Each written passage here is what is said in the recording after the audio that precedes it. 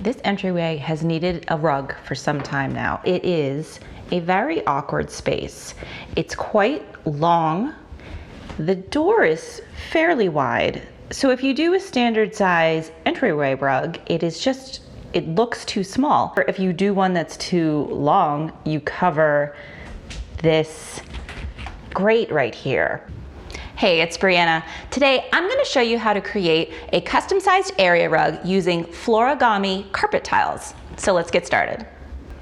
First thing, you're going to want to clean the area that you're installing the carpet tiles. This will just make sure that you don't get any grit trapped under the tiles that will ultimately scar your floors. Now that the area is clean, I'm going to lay out the rug in the pattern that I want it in. We're not gonna stick it yet because this is just sort of a dry run to make sure that everything falls where it should. Now, I have always wanted a striped rug, so I grabbed a box of white and a box of blue, and I know I'm gonna catch flack for this. White for an entryway rug, that's insane.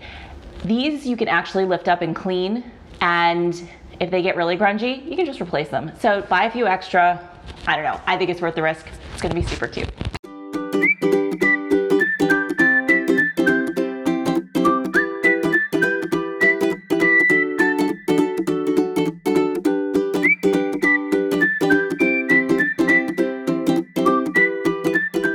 I'm loving how this is looking. I tried to line up the edges of the tiles with the edges of the door, just to give a little bit of symmetry to it. Now, what I'm gonna do is I will be peeling the backing off and installing them from the center out.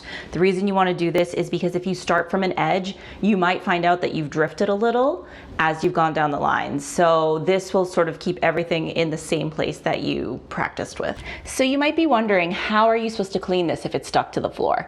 These actually will peel up again pretty easily. They stick down nicely when you're standing, like these aren't moving.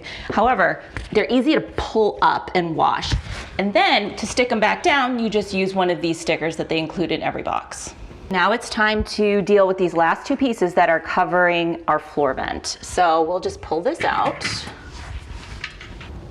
All we need to do now is just measure where we need to cut out and use a utility knife to just cut away the parts we don't need.